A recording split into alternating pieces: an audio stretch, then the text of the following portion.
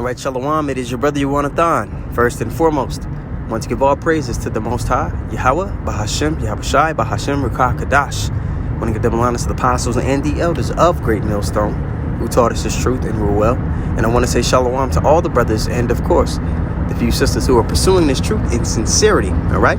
May the blessing of election be upon your house. So what inspired this lesson? Well, some encounters at work. I work in a pretty forward-thinking or affluent area, so to speak.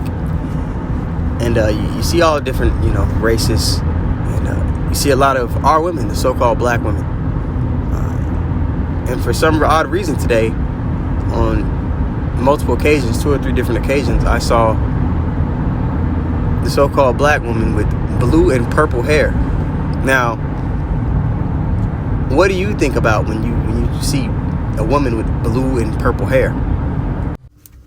Now, before I say, somebody might come along and say, dude, you're looking too much into it. Maybe she just likes those colors.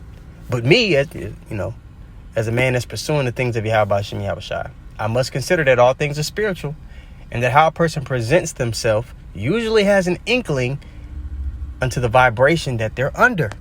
The same way, if I run across a man who knows he's an Israelite, and he has his dreads down his back, going down between the crack of his ass, I know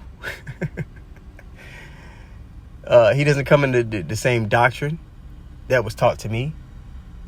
He's not coming in the same spirit that was presented or revealed unto me. So when I see a woman with blue and purple hair, usually when you see a woman with blue and purple hair, who do you see? You see the ultra left feminist who usually is in agreement with the genderless society, or you could be whatever you want. And on top of that, they usually have a grudge, or they look down or look at it as something evil in regards to the nuclear family, the man being the head, then the woman, then the children.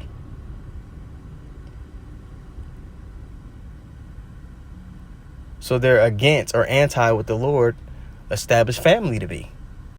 So one of the things that you realize when you first come into the truth is that the so-called Black, Latino, and Native American woman has been used as a tool to destroy the family structure of our nation.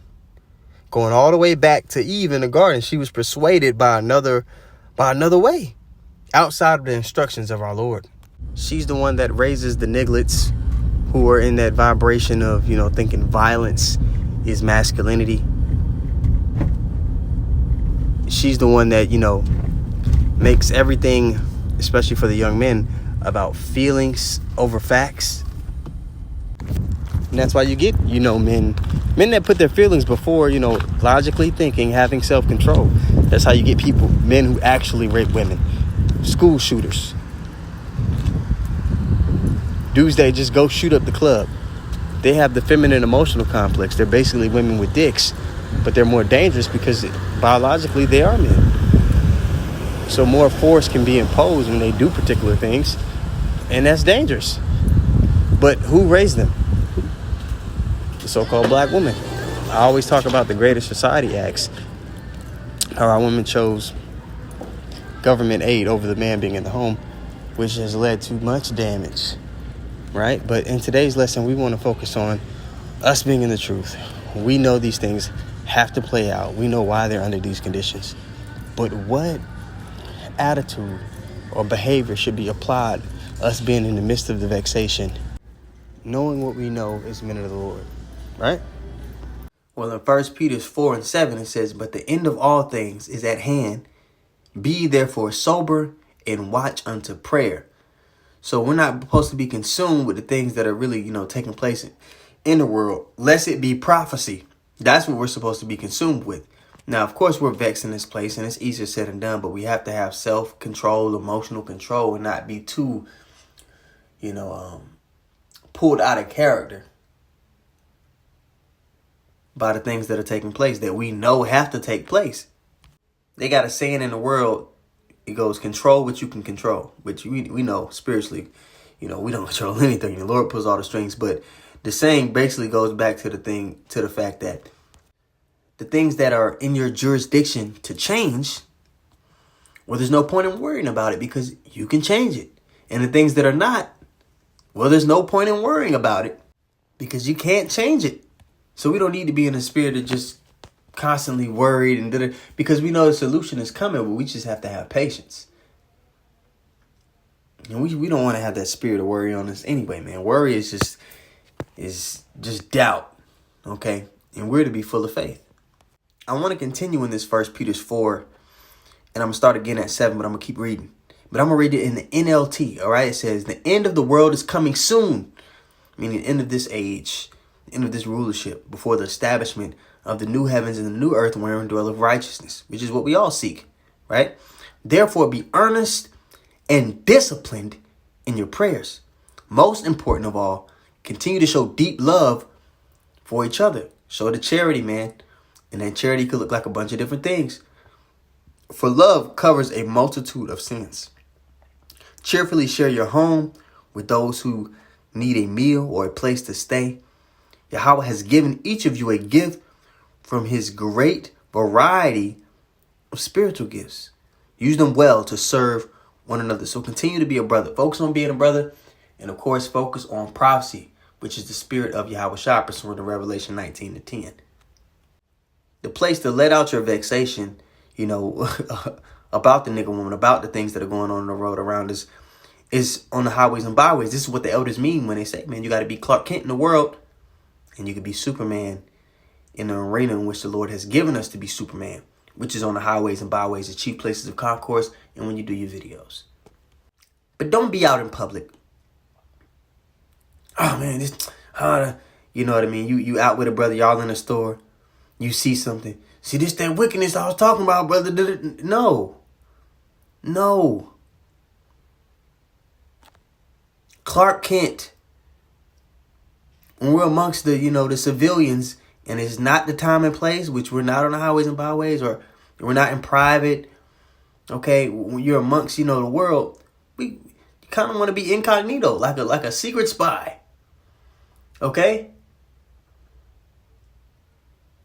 That doesn't mean you participate in the vibration of the world. You're just more reserved. You're more stoic in public or when you're around particular things. Or you do your best not to put yourself in particular environments to even be vexed to certain extents, if you can help it. The LD Atazak always talks about protecting your energy. That's very important in our walk. So one of the key things to being in this thing for the long haul is having emotional control. Proverbs 25:28 says what? He that hath no rule over his own spirit is like a city that is broken down and without walls. Meaning you're defenseless. You can be manipulated by the enemy. If someone with their own behavior or words can manipulate your mental state or actions, you've now made them your master instead of the Lord. There is no room for a man or any member, of those who are going to receive salvation of the remnant, who do not have rule over their spirit, man. They're just, a complete wild card. You never know what they're going to do. There's no room for it. We're stepping into a time where you're going to have rule over your spirit, man. We're all going to be tested. I'm speaking to myself as well. So the question you got to ask yourself, am I letting things consume me, that shouldn't? Am I balanced in my focus and what I'm putting my energy into? Am I balanced in it? Could it be better? Could it be better, And again, if the shoe fits, wear it. So just a quick lesson, man. I saw that, but I thought about, just a balance and how we let things affect our mental state, knowing what we know. All right. So with that being said, Lord willing, it was edifying, or you got something from it. I want to give all praises once more to Yahweh, Bahashem, Yahweh Shai, Bahashem, Rekah Kodash. I want to give double honors to the apostles and the elders of Great Millstone. And I want to say shalom to all the brothers and, of course, the few sisters who are pursuing this truth in sincerity. All right. May the blessing of election be upon your house. Shalom.